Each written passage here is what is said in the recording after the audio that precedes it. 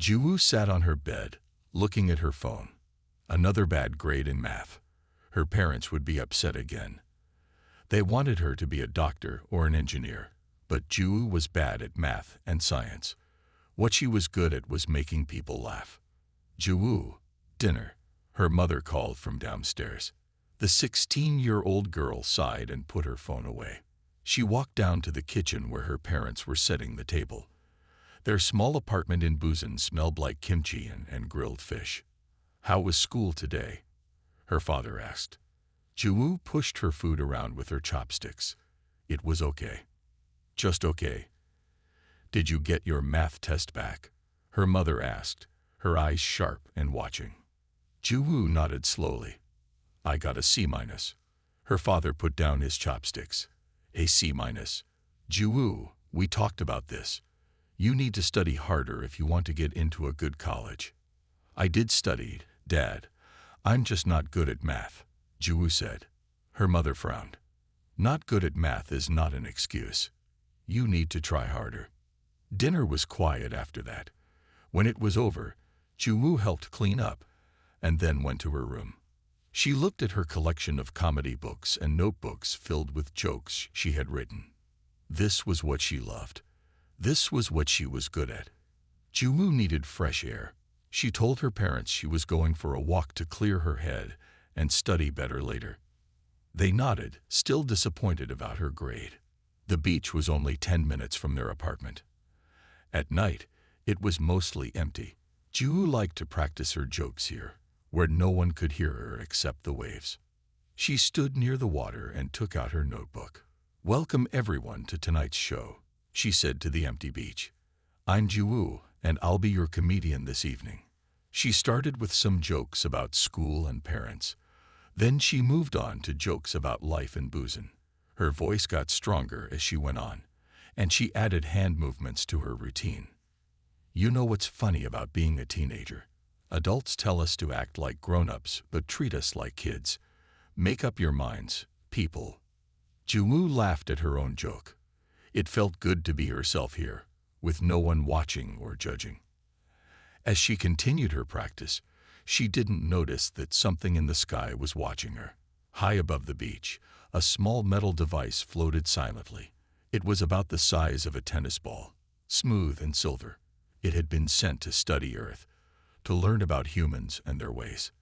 The device had been programmed to record normal human behavior, but when it heard Juwoo's jokes, something unusual happened. The jokes made the device's sensors react in ways they had never reacted before.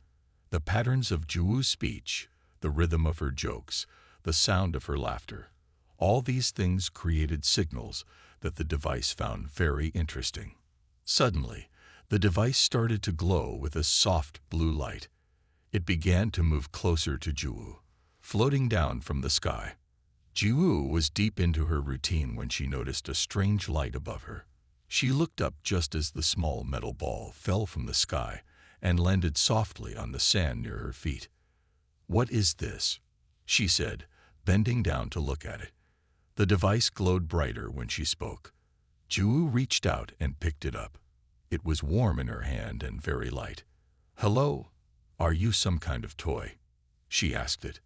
The device pulsed with blue light in response to her voice. What Juwoo didn't know was that her words were now being sent far across space. Her jokes were traveling to a place where no one had ever heard laughter before, to a civilization that had no idea what was about to hit them. In a world very far from Earth, in a place humans had never seen, Suho sat in a small room filled with screens. He was a young technician working for the Nari Empire. The Nari ruled over 12 star systems and were proud of their perfect society. Suho wore a plain gray uniform like all Nari workers. His hair was cut short and neat. His face was calm and showed no emotion. This was normal for the Nari. They did not laugh. They did not cry. They did not show joy or anger. They believed emotions were a waste of energy. Suho's job was simple but important. He watched the screens that showed signals from space. The Nari had sent thousands of small devices to different planets. These devices sent back information about what they found. Most days were the same. Suo would see reports about rocks and dirt and air from different worlds. But today was different. Report 27,591 from monitoring device on Planet 3. System 8219, the computer said in a flat voice. Suo pressed a button to play the report. A voice came through his speakers, a human voice speaking a language he had never heard before. The computer quickly translated it. So I told my math teacher I'd solve for X, but why bother? The voice said. Suo felt something strange happen to his face. The corners of his mouth moved upward without his control. His chest felt tight, and then a burst of air came out of his mouth with a strange sound. He had laughed, but he didn't know what laughing was. Confused and a little scared, Suo checked his body readings. His heart rate was up. Chemicals in his brain had changed, but he didn't feel sick. He felt good. He played the recording again.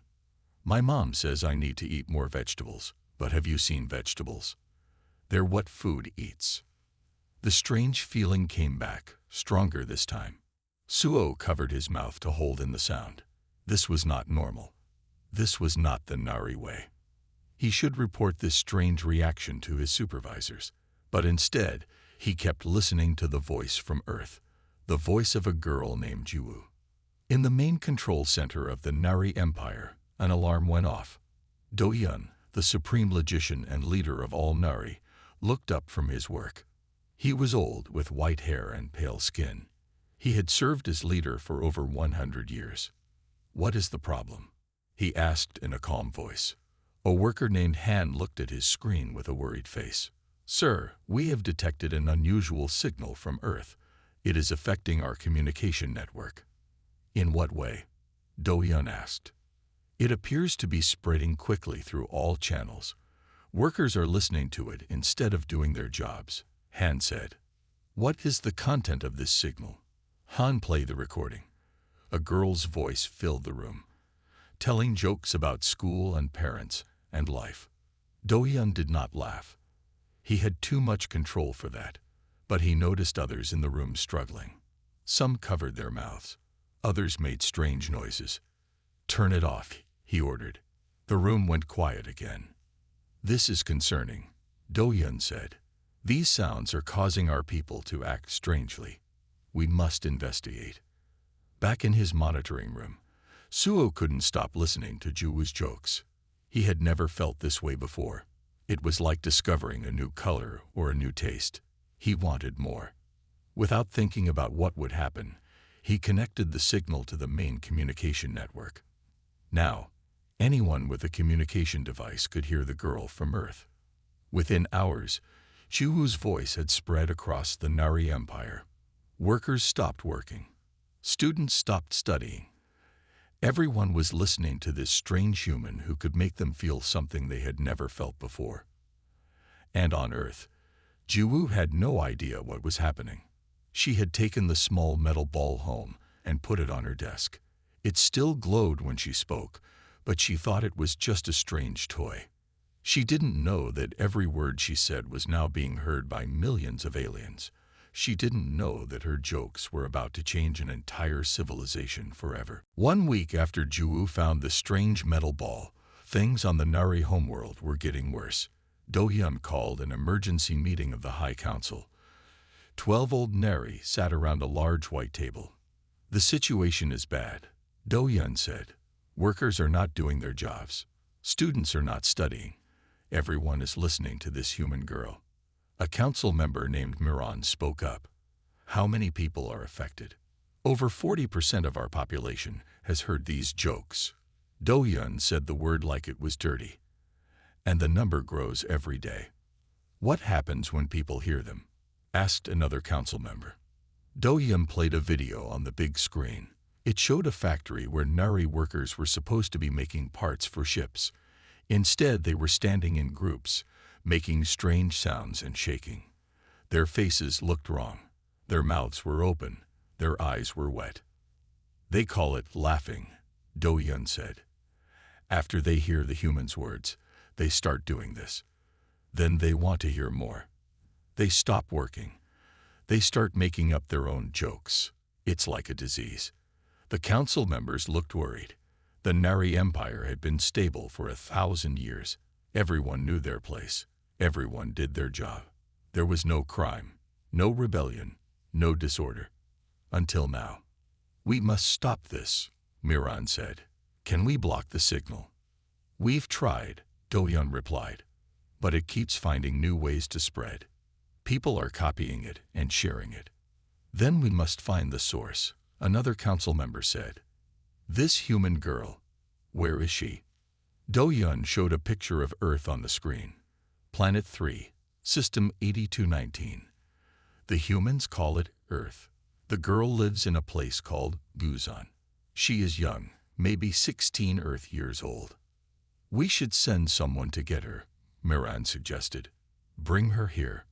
Make her tell our people to stop this nonsense." Do-hyun nodded. "I have already chosen 2 agents for this mission. Haijin from Cultural Analysis and Taemin from Security. They will leave today." Back on Earth, Jiwoo had no idea what was happening across the galaxy. She was busy with school and her comedy practice. The small metal ball still sat on her desk, glowing whenever she spoke. That evening, Jiwoo was alone in her room. Her parents were out at a dinner with friends. She was working on new jokes for the school talent show next month. "What if I start with something about the school cafeteria?" she said out loud. "The food there is so bad, even the trash cans are picky eaters." The metal ball glowed brighter than ever before. Jiwoo smiled at it. "You like that one? How about this? My math teacher told me to stop being negative." I said, "No." The ball pulsed with blue light in what almost seemed like a pattern. "Are you laughing?" Jiwoo asked, feeling silly for talking to a metal ball. But she could swear it was responding to her jokes. She picked it up and looked at it closely. There were no buttons, no screen, nothing to show what it was or where it came from. But it was warm in her hand, and it definitely reacted to her voice. "I wish you could talk back," she said. "It would be nice to have someone who actually likes my jokes." On the other side of the galaxy, Suo was in trouble. His supervisors had discovered that he was the one who had spread the human signal to the entire empire. Now he sat in a small room, waiting to hear what would happen to him. The door opened and a tall woman walked in. Her name was Haijin, and she worked in cultural analysis. Her job was to study other species and their ways. "You are Suo, communications technician?" she asked. He nodded, his eyes down. "You've started all this. You spread the humans' words to everyone," she said. It wasn't a question. "Yes," Suo admitted. "I did." "Why?" Suo thought for a moment. "Because it made me feel something I had never felt before. Something good." Haijin's face was still, but Suo could see she was curious. "This feeling, this laughing, you think it's good, don't you?" he asked. "Haven't you heard her jokes?" "I have," Haijin said. "That's why I'm here. I've been chosen for a special mission. We're going to Earth to find this girl." Suho looked up, surprised. "What will you do to her?" "We need to stop what's happening.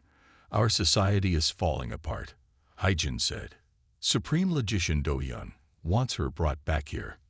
"Can I come?" Suho asked suddenly. "Please. I know more about her than anyone. I've been listening to her for days. I can help." Haijin studied him for a long moment. "Very well. But remember, our mission is to end this disorder, not spread it further." Suho nodded, but inside he wasn't so sure. The feeling the human girl's jokes gave him didn't feel like disorder. It felt like something their world had been missing for a very long time. Jiwoo woke up to a strange sound outside her window. It was Saturday morning, and her parents had gone to visit her grandmother for the weekend. Jiwoo had stayed home to study for a big test. The sound got louder. It was like wind, but different. Jiwoo looked out her window and gasped. In her small backyard, a silver ship was landing. It was shaped like an egg and about the size of a car. "This can't be real," she whispered. The metal ball on her desk glowed brightly, as if answering her. Ju ran downstairs and into the backyard. The ship had landed on the grass. It made no sound now. She stood frozen, not sure if she should run away or stay. A door opened in the side of the ship. 2 people stepped out. They looked almost human, but not quite. They were very tall and thin with pale skin. Their eyes were large and their fingers were longer than normal. They wore matching silver suits. "Hello, Ju," said one of them, a woman with short black hair. She spoke perfect Korean. "I am Hyjin. This is Taemin." She pointed to the man next to her. Ju backed up a step. "How do you know my name? What are you?" "We are Nari," Hyjin said. "We come from a planet very far from Earth." "Aliens? Real aliens?" Ju couldn't believe what was happening. "Why are you here? Why me?" Taemin held up a small device. It looked just like the metal ball on Juwoo's desk, but his wasn't glowing. "You found one of our monitoring devices," he said. His voice was flat, with no feeling in it. "The ball, it's yours?" Juwoo asked. "Yes," Hyjin said. "It was sent to study Earth, but something went wrong. It started sending your words back to our world." Juwoo shook her head, confused. "My words? You mean my jokes?" "Yes," Taemin said. "Your jokes are causing big problems in our society." Juwoo almost laughed, but the serious looks on their faces stopped her. "Problems? How can jokes cause problems?" Hyjin's face stayed very still as she spoke. "Our people have not had humor for 1,000 years. We removed it from our society because it was not useful. But now your jokes have brought it back. People are laughing instead of working. Our whole way of life is in danger." Juwoo couldn't believe what she was hearing. A whole planet of people who don't laugh. That sounds sad. "Sad is also an emotion we do not need," Taemin said. A third person stepped out of the ship. He was younger than the others, and there was something different about his face. He looked almost friendly. "I am Suo," he said. "I was the first to hear your jokes. They are very good." Hyjin gave Suo a warning look. "We need you to come with us." "Juwoo," she said, "you must tell our people to stop laughing and go back to normal." "You want me to go to another planet?" Juwoo asked in shock. "Yes," Taemin said. "The Supreme Logician has ordered it." Juwoo thought about her boring life, her parents who didn't understand her, the math tests she was going to fail. And now aliens were asking her to go to space because her jokes were too funny. "This is crazy," she said. "I can't just leave Earth. My parents would worry. I have school." "We can handle that," Hyjin said. "We will leave a message saying you are at a special study camp. We can bring you back to this same moment in time. No one will know you were gone." Juwoo looked at the 3 aliens.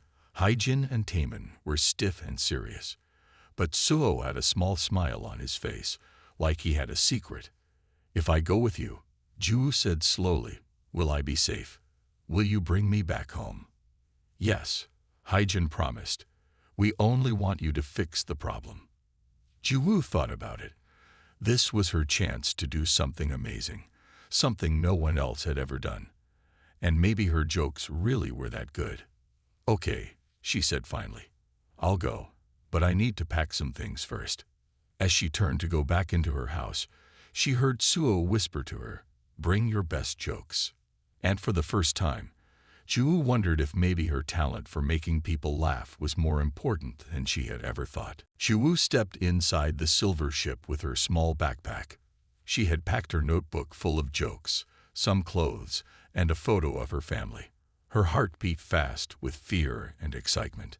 The inside of the ship was clean and white. There were no buttons or controls that Juwoo could see. Everything was smooth and simple. "Sit here," Hyjin said, pointing to a white chair. "The trip will take 6 hours." 6 hours to cross the whole galaxy? Juwoo asked in surprise. "Our ships are very fast," Taemin explained. "We bend space to make the distance shorter." Juwoo sat down. The chair was soft and shaped itself to fit her body perfectly. She watched as the three Nari took their places. Hyjin and Taemin sat in front, while Suo sat across from Juwoo. "Ready for launch," Hyjin said. The door closed by itself. Juwoo felt a small push as the ship rose from the ground. She looked out a round window and saw her house getting smaller as they flew up. Then the blue sky turned dark, and she could see stars. "We're in space," she said. "I can't believe I'm in space." Suo smiled a little. "First time?" Juwoo laughed. "Very funny. Yes, it's my first time in space. We humans don't have ships like this." "I know," Suo said. "We have been watching Earth for many years. Your people are interesting." "What do you mean by that?" Juwoo asked. "You feel so much," Suo said. "You laugh, you cry, you get angry, you love. We Nari don't do these things." "Never." Juwoo couldn't imagine a life without feelings. "Not for 1,000 years," Suo said. "Our leaders decided emotions were not useful. They said emotions made people make bad choices, so they changed our brains to stop them." "That sounds awful," Juwoo said. "It was fine," Suo said, "until I heard your jokes. Then I felt something new, something good." From the front of the ship, Hyjin spoke without turning around. "Suo, stop talking about feelings. It is not helpful." Suo lowered his voice. "Most Nari don't like what's happening. They are scared of change. But some of us." He didn't finish his sentence. Juwoo understood. Some of the Nari liked the new feelings her jokes had caused. Maybe Suho was on her side. The ship moved fast through space. Juwoo saw amazing things out the window. Stars and planets, and colorful clouds of gas. She had a million questions, but she could tell Hyjin and Taemin didn't want to talk. So she took out her notebook and wrote down some new joke ideas. After a few hours, Hyjin came and sat near Juwoo. "We need to talk about what will happen when we arrive," she said. "Okay," Juwoo said, putting her notebook away. "You will meet with the Supreme Logician, Do-Yun. He is the leader of all Nari. You must be respectful," Hyjin said. "He will ask you to speak to our people and tell them to stop laughing at your jokes." "And if I don't want to do that?" Juwoo asked. Hyjin's face didn't change, but her voice got colder. "That would be a bad choice. We need our society to go back to normal. If you help us, we will take you home safely. If not..." She let the words hang in the air. "Are you threatening me?" Juwoo asked, suddenly scared. "No," Hyjin said. "I am explaining the situation." Taemin called from the front of the ship. "We are approaching the Nari homeworld." Juwoo looked out the window and saw a big planet coming closer. It was mostly blue, like Earth, but the land was gray instead of green. As they got closer, she could see huge cities covering the land. The buildings were all in perfect lines and perfect shapes. "It's so organized," she said. "Of course," Hyjin replied. "Everything in its right place. That is the Nari way." But as they flew down toward the biggest city, Juwoo noticed something strange. There were people in the streets, lots of people. They weren't in lines or groups. They were just standing around, talking to each other. "That's not normal, is it?" Juwoo asked. Hyjin frowned. "No, it's worse than we thought. Your jokes have spread even more." The ship landed on top of a tall building in the center of the city. Hyjin turned to Juwoo with a serious face. "Remember, be respectful to the Supreme Logician. The future of our world depends on it." Juwoo nodded, but inside she was thinking about what Suo had said. Maybe some Nari wanted to laugh. Maybe they needed it. "Let's go," Taemin said, opening the door of the ship. Juwoo took a deep breath and stepped out onto an alien world. The building where they landed was the tallest in the city. It was made of shiny white metal and had no windows. Juwoo followed Hyjin and Taemin inside, with Suho walking behind her. They went down a long hall. Nari workers stood on both sides, watching them. Juwoo noticed something strange. Some of the workers were smiling. Small smiles, like they were trying to hide them, but smiles all the same. They know who you are, Suo whispered to her. Word has spread that the joke maker from Earth is here. They came to a big round room. In the center was a round table with 12 old nari sitting around it. They all wore white robes and had stern faces. A high council, Haijin explained to Juwu. The man in the middle is Doyun, the supreme logician. Doyun was the oldest nari Juwu had seen. His skin was almost white, and his eyes were pale blue. He looked at Juwu like she was a bug. So this is the human who has caused so much trouble, he said. His voice was cold. Come closer, girl. Juwu stepped forward, trying to look brave. Do you know what you have done to our world? Doyun asked. I told some jokes, Juwu said. I didn't know anyone was listening except that metal ball. Your jokes have infected our people like a disease, Doyun said. Workers are not working. Students are not studying. Our whole society is falling apart. Another council member spoke up. Her name was Moran. Show her the reports. A big screen appeared on the wall. It showed pictures from all over the Nari world. Factories where workers were standing in groups, laughing instead of working. Schools where students were telling jokes instead of learning. Streets filled with people just talking and laughing. In the last 3 days, work output has dropped by 60%. Doyun said, if this continues, we will have food shortages soon. I'm sorry, Juwu said. I didn't mean to cause problems. Sorry does not fix the damage, Doyun said. But you can help us stop it. You will make a speech to all nari. You will tell them that jokes are bad, and they should stop laughing. Juwu thought about this. She looked at the angry faces of the council members. Then she looked at Suho, who had a small smile. She remembered what he had said on the ship. Some nari wanted to laugh. What if I don't want to tell them to stop? Juwu asked. The room went very quiet. Doyun's eyes got hard like stones. Then you will not return to Earth, he said. It's your choice, human. Help us fix our society, or stay here forever. Juwu felt scared, but also angry. Maybe your society needs to change, she said. Maybe people want to laugh. What people want is not important, Doyun said. What is good for society is important. And order is good. Emotions are bad. They make people weak and foolish. Juwu took a deep breath. Okay, I'll make a speech. But first, I want to show you something. She opened her notebook and found her best joke. This is one of my favorites. I want to see if it works on you. Before anyone could stop her, Juwu told her joke. Why don't scientists trust atoms? Because they make up everything. The room was silent for a moment. Then one of the younger council members made a strange sound. A small laugh that they quickly tried to hide. Doyun looked angry. Stop this at once. Guards, take the human to a holding room until she agrees to help us. 2 tall nari guards came forward to take Juwu away. But as they walked toward her, one of them whispered, I like your joke. Juwu realized then that things on this world were changing more than Doyun knew. The infection of humor had spread even to the guards in the High Council chamber.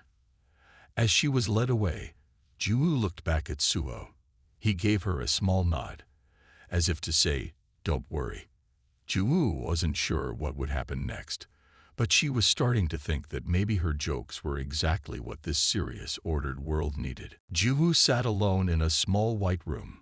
There was a bed, a table, and not much else. The door was locked from the outside. She had been there for hours, thinking about what to do. She knew Doyun wanted her to tell everyone to stop laughing. But that felt wrong. She had seen the small smiles on people's faces. They liked her jokes. Maybe they needed to laugh. The door opened and Suo came in. He looked around quickly, then closed the door. I don't have much time, he said in a low voice. The guards think I'm bringing you food. He put a tray on the table. What's happening out there? Juwu asked. Suho's eyes were bright with excitement. Things are changing fast. Your jokes have spread everywhere. People are making up their own jokes now. They're laughing in public. Some are even questioning why we live the way we do. Is that good or bad? Ju asked. Both, Suho said. Good for people. Bad for those in power, like Do-hyun. He has called in extra guards. He's trying to stop people from sharing jokes. Ju frowned. Can he do that? He's trying, but it's not working well.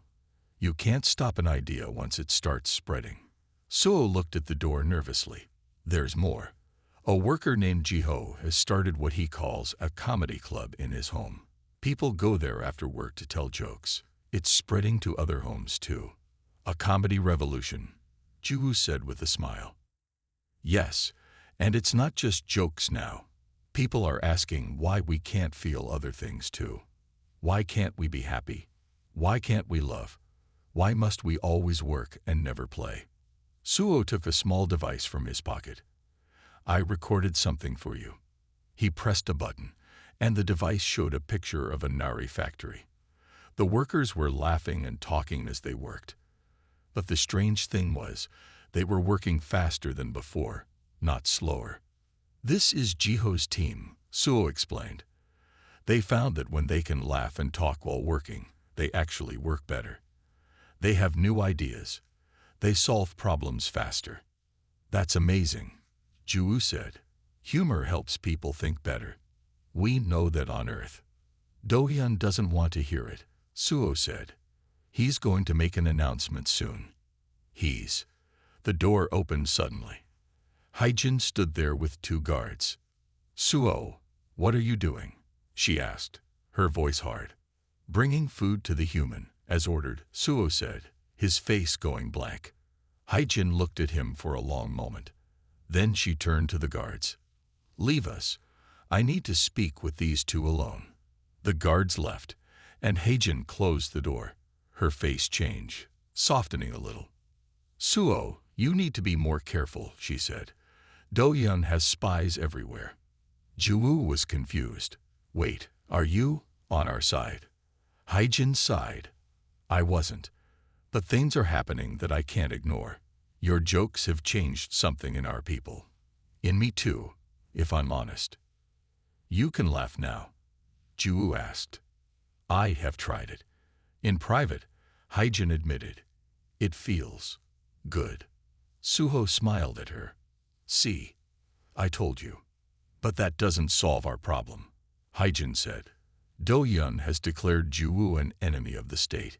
He's going to put her on trial tomorrow. He wants to make an example of her. A trial. Ju felt scared. What will happen to me? If found guilty of causing social disorder, the punishment is... Hyejin paused. It's not good. We have to get her out of here, Suho said. Back to her ship, back to Earth. Hyejin shook her head. All ships are locked down. There's no escape. She looked at Ju with serious eyes. But there might be another way. Do-hyun wants this trial to be broadcast to all Nari, to show them what happens to those who cause trouble. So, Ju asked. So, Hyejin said, what if instead of denying what you've done, you use this chance to speak to everyone? Tell them more jokes. Show them why humor is good. Turn the trial against Do-hyun, Suho said, understanding. Ju thought about it. She was just a teenage girl who liked making people laugh. Now she was in the middle of an alien revolution. It was scary, but also kind of amazing. Okay, she said finally. I'll do it. But I'll need help.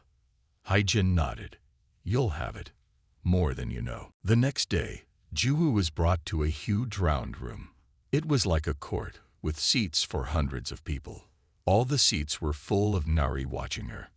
In the center was a small platform where Ju had to stand. Above her sat Do-hyun and the High Council. This trial is now starting, Do-hyun announced. His voice was carried to every corner of the room. Ju of Earth, you are charged with causing social disorder, disruption of work, and spreading dangerous ideas. Ju stood straight and looked at the crowd. She was scared but tried not to show it. She could see Suho and Haijin sitting in the front row. "These are serious charges," Do-Yun continued. "If found guilty, you will never return to your home planet." A murmur went through the crowd. Some people looked angry, but others looked worried for Ju-woo. "Before we begin," Do-Yun said, "you should know that this trial is being broadcast to all Nari across our 12 worlds. Everyone will see justice done today." Ju-woo realized this was her chance. Just as Haijin had suggested, she could speak to all Nari at once. "Do you understand the charges?" Do-Yun asked her. "I understand that you're afraid of jokes," Ju-woo said clearly. The room went quiet. No one had expected her to speak so boldly. "I am not afraid," Do-Yun said, his voice cold. "I am protecting our way of life." "A way of life without laughter or joy?" Ju-woo asked. "That doesn't sound like living to me. That sounds like just existing." Some people in the crowd nodded. Do-Yun noticed and frowned. "You will speak only when asked direct questions," he ordered. "Is that a direct question?" Ju-woo asked. Some Nari in the crowd made small laughing sounds. They tried to hide them, but Ju-woo heard. Do-Yun's face got red with anger. "You see, this is the problem. She turns serious matters into jokes. She makes people behave foolishly." "I don't think laughing is foolish," Ju-woo said. "On Earth, we know that humor helps people. It makes hard times easier. It helps us see the truth. It brings people together." "Silence," Do-Yun shouted. "This is not a debate. This is a trial. A trial should be fair," a voice called from the crowd. It was Jiho, the worker who had started the comedy club. "Let her speak. We want to hear what she has to say." More voices joined in. "Let her speak. Let her speak." Do-Yun looked shocked. No one had ever challenged him like this before. "Very well," he said after a moment. "Speak, human. Tell us why you think humor is good for society."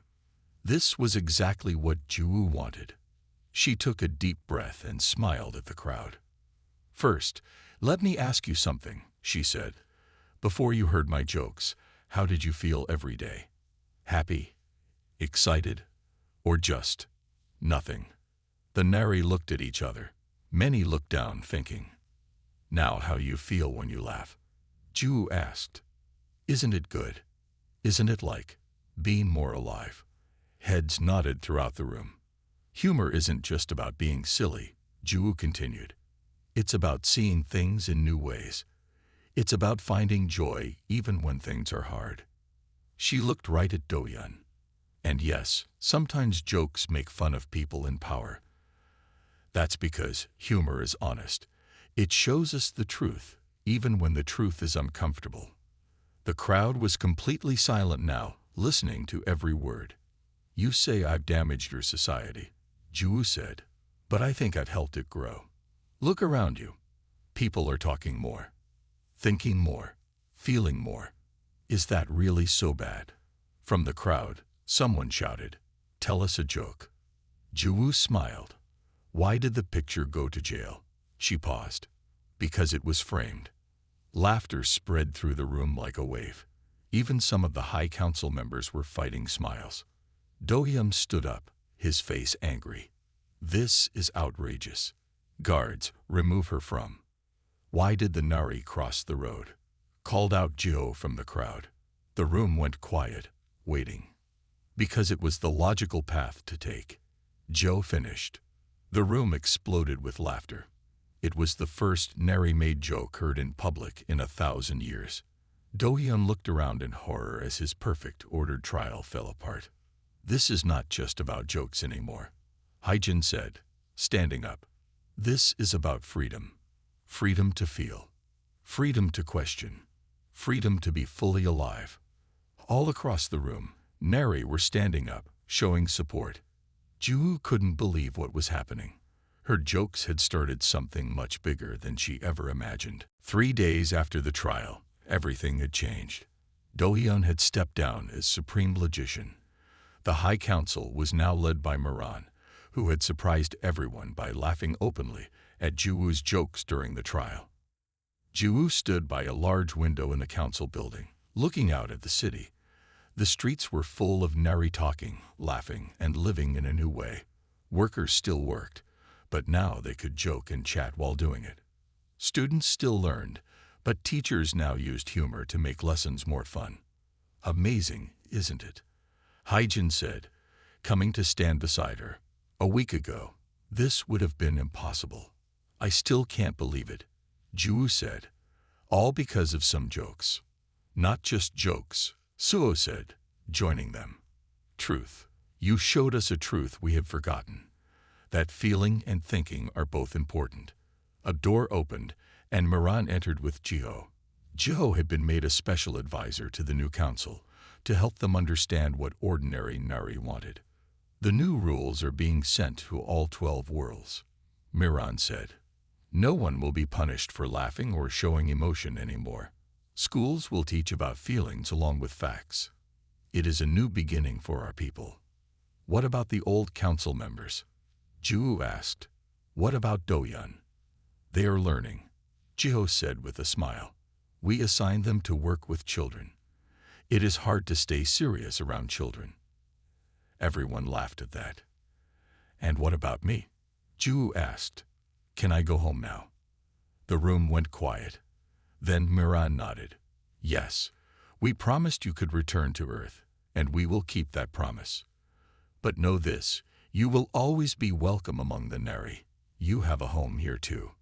Thank you, Juwoo said, feeling tears in her eyes. She had been scared at first, but now she felt sad to leave.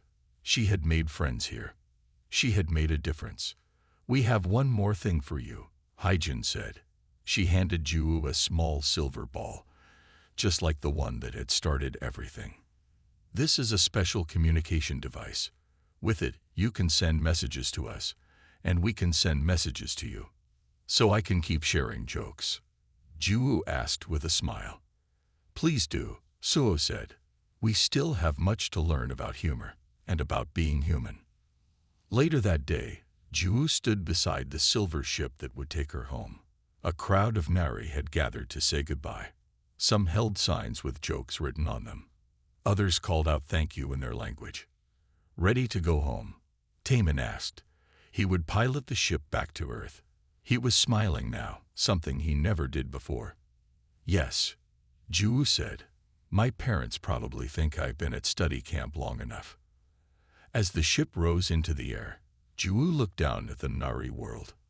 From above, she could see that people had painted bright colors on some buildings.